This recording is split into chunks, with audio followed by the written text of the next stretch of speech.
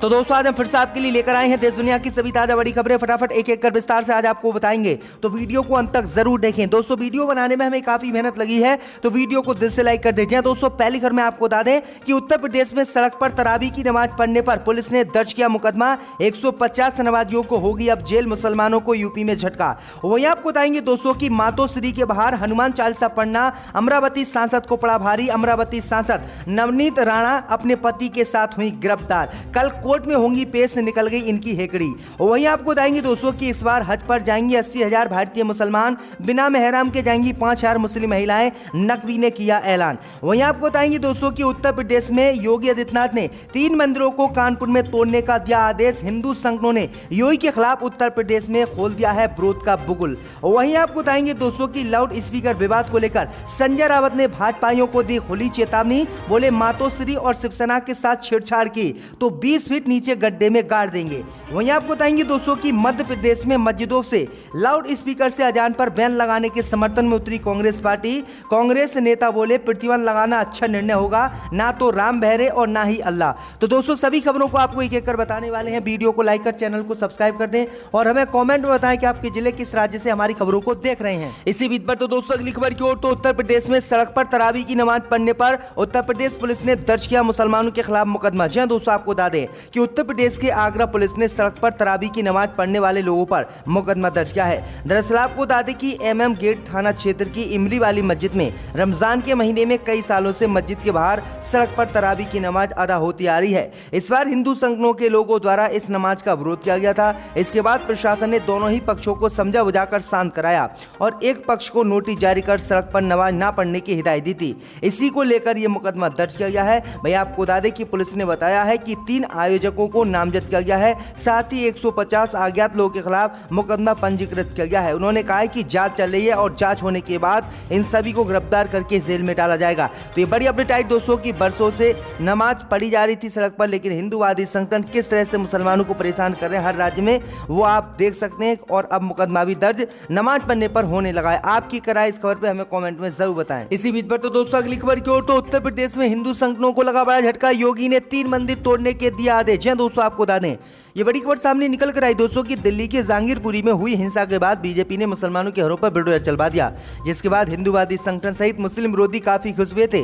लेकिन आपको बता दें कि यह खुशी अब उनको महंगी पड़ गई है। दरअसल आपको बता दें कि उत्तर प्रदेश के कानपुर में योगी ने 3 मंदिरों को तोड़ने का आदेश दिया है। दरअसल आपको बता दें कि दिल्ली के जहांगीरपुरी में हुई अतिक्रमण की कार्रवाई के बाद उत्तर प्रदेश के कानपुर में भी ऐसा ही मामला सामने आया है। कानपुर के कंपनी बाग रोड के हनुमान मंदिर को तोड़ने का योगी ने आदेश दिया है और 3 दिन की मोहलत हिंदू संगठनों को दी है कि हनुमान की मूर्ति यहां से कहीं और स्थापित कर लें, क्योंकि ये मंदिर तोड़ा जाएगा। वहीं आपको बता दें कि मंदिर तोड़ने के बाद अब हिंदू संगठनों ने बवाल मचाना शुरू कर दिया है। हिंदू संगठनों ने इसका विरोध किया है। हिंदू संगठनों ने कहा है कि हम किसी भी कीमत पर कानपुर में इन मंदिरों को नहीं तोड़ने देंगे, जबकि योगी ने ये आदेश जारी कर दिया है। अब देखते हैं दोस्तों ये मंदिर टूटते हैं या नहीं, और जो विरोध करते हैं हिंदूवादी संगठन उन पर NSA योगी सरकार लगाती है। इसी बीच पर तो दोस्तों अगली खबर की ओर, तो महाराष्ट्र में हनुमान चालीसा पढ़ना अमरावती सांसद को पड़ा भारी, हुई पति के साथ गिरफ्तार। या दोस्तों आपको बता दें कि महाराष्ट्र में हनुमान चालीसा को लेकर कई घंटे चले हाई वोल्टेज ड्रामे के बाद नवनीत राणा और उनके विधायक पति को गिरफ्तार महाराष्ट्र पुलिस ने कर लिया है। अमरावती से निर्दलीय सांसद नवनीत राणा और उनके विधायक पति रवि राणा को खार पुलिस स्टेशन ले जाया गया है। अमरावती की निर्दलीय सांसद नवनीत राणा और उनके विधायक पति रवि राणा ने उद्धव ठाकरे के आवास मातोश्री के बाहर हनुमान चालीसा पढ़ने का ऐलान किया था।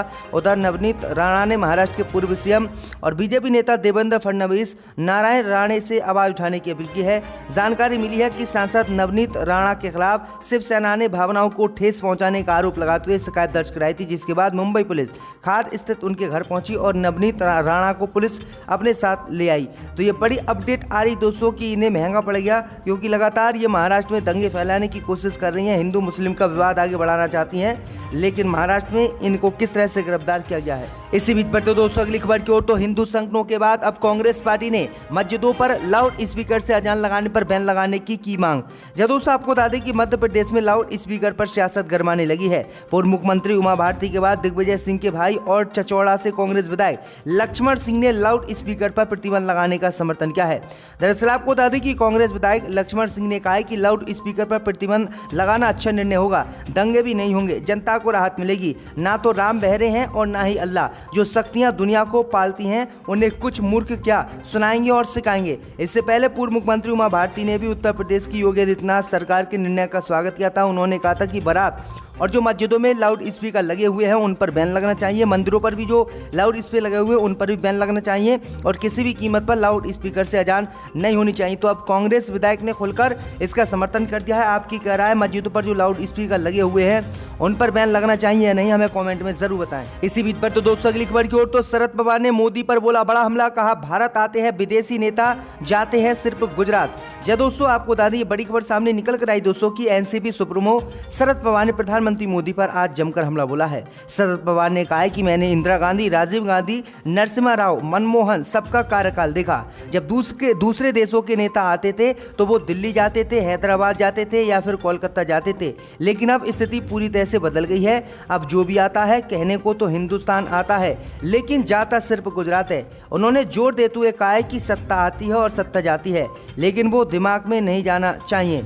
इस यात्रा के दौरान उन्होंने दिल्ली के घटनाक्रम का जिक्र किया। उन्होंने कहा है कि दिल्ली की सत्ता केजरीवाल के पास है लेकिन गृह मंत्रालय तो बीजेपी के पास है, जिसके पास जो जिम्मेदारी है उसे ठीक से निभा सके। इससे देश में अस्थिरता की भावना पनपती है। दरअसल आपको बता दें कि ब्रिटेन के प्रधानमंत्री बोरिस जॉनसन बीते दिनों ही भारत के दौरे पर आए थे, लेकिन उन्हें प्रधानमंत्री मोदी गुजरात ले गए थे। डोनाल्ड ट्रंप आए थे, उन्हें भी गुजरात ले गए थे। यानी जब से मोदी प्रधानमंत्री बने हैं तब से कोई भी विदेशी नेता आता है तो उसे गुजरात ही ले जाता है और देश के अन्य राज्यों में उसे नहीं घुमाया जाता है, जिससे ये काफ़ी शरद पवार नाराज हुए।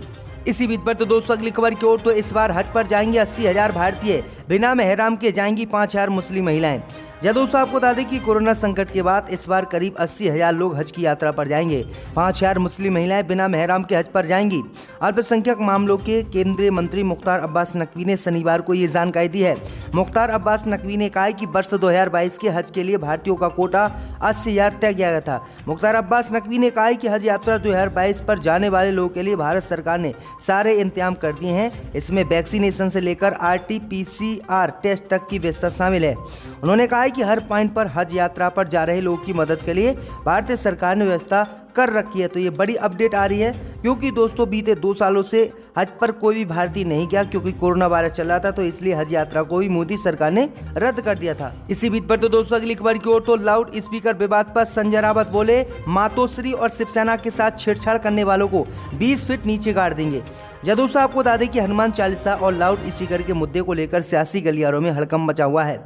इस बीच शिवसेना नेता संजय रावत ने अमरावती से निर्दलीय सांसद नवनीत राणा और उनके विधायक पति रवि राणा समेत बीजेपी पर जमकर निशाना साधा। रावत ने कहा है कि बीजेपी के कुछ लोग बंटी बबली के कंधे पर बंदूक रखे चल रहे हैं। शिवसेना को धमकी ना दे, कायदा और कानून राज्यपाल को समझाएं और जाति का नकली सर्टिफिकेट लाकर चुनाव लड़ने वाली हमें नीति की बात ना सिखाए। उन्होंने कहा है कि मातोश्री की रेकी करने की कोशिश की गई। सांसद अगला चुनाव जीत कर दिखाए और मातोश्री आने से पहले शमशान की राख ला कर आए। रावत ने यह भी कहा है कि अगली बार अगर मातोश्री की तरफ आए तो अपनी चिता पहले शमशान में तैयार कर लें। किसी भी कीमत पर इन्हें नहीं छोड़ा जाएगा क्योंकि मातोश्री जो शिवसेना का भवन है वहीं पर जो है हनुमान चालीसा पढ़ने की बात नवनीत राणा ने की थी। तो ये बड़ी अपडेट आ रही दोस्तों। इसी बीच पर तो दोस्तों अगली खबर की ओर तो पड़ोसी देश मालदीव ने भारत के खिलाफ विरोध प्रदर्शन पर अपने देश में लगाया प्रतिबंध। जी दोस्तों आपको बता दें कि हिंद महासागर में भारत के लिए रणनीतिक तौर पर काफी अहम माने जाने वाले पड़ोसी देश मालदीव में भारत के खिलाफ विरोध प्रदर्शन और किसी भी तरह के कैंपेन चलाने पर प्रतिबंध लगा दिया गया है। मालदीव के राष्ट्रपति ने आदेश जारी करते हुए किसी भी तरह के भारत के खिलाफ प्रदर्शन को मालदीव की सुरक्षा के खतरा करार दिया है और प्रदर्शन पर पाबंदी लगा दी है। मालदीव के राष्ट्रपति ने स्पेशल आदेश जारी करते हुए मालदीव में भारत के खिलाफ किसी भी तरह के कैंपेन चलाने पर प्रतिबंध लगा दिया है। मालदीव में पिछले कई महीनों से इंडिया आउट अभियान चलाया जा रहा है, जिसको लेकर राष्ट्रपति ने एक आदेश जारी किया है। मालदीव के राष्ट्रपति इब्राहिम मोहम्मद सोलिह ने भारत विरोधी प्रदर्शन पर प्रतिबंध लगाने का डिक्री जारी कर दिया है। डिक्री जारी करने का मकसद उकसाने वाले नारों, अभियानों और विरोध को रोकना होता है और मालदीव में पिछले कई महीनों से भारत विरोधी कैंपेन चलाया जा रहा है, जिसके बाद मोदी की मुश्किलें बढ़ गई। इसी बीच पर तो दोस्तों अगली खबर की ओर तो तेज प्रताप ने इफ्तार पार्टी में सीएम नीतीश कुमार से गुप्त बातचीत का किया दावा, कहा जल्द सरकार बनाएंगे। या दोस्तों आपको बता दें कि बिहार में एक बार फिर से सत्ता परिवर्तन की चर्चा शुरू हो गई है, जिसके जनक राजा सुप्रीमो लालू प्रसाद यादव के बड़े बेटे व विधायक तेज प्रताप यादव है। इस चर्चा को हवा मिली है कि पूर्व सीएम राबड़ी देवी की इफ्तार पार्टी में सीएम नीतीश कुमार के शामिल होने से नीतीश कुमार राबड़ी देवी के आवास पर पहुंचकर हर किसी को हैरान कर दिए। नीतीश के अवतार पार्टी में आने पर लालू के बड़े बेटे तेज प्रताप यादव ने कहा है कि उन्होंने बिहार के सीएम के साथ गुप्त बातचीत की है और यहां तक कहा है कि वे राज्य में सरकार बनाएंगे। उन्होंने कहा कि मैंने पहले no entry board Nitish Kumar के लिए लगाया था और अब मैंने एंट्री नीतीश चाचा जी बोर्ड लगा दिया है, इसलिए वह आए हैं। इसके अलावा तेज प्रताप ने यह भी कहा है कि जब से वे आए हैं सरकार हमारी बनेगी और हम यहाँ पर राज करेंगे। तो ये बड़ी अपडेट आई दोस्तों। फाइल्स डिप्टी स्पीकर पर फेंक दिए थे, वो भी हमने देखा।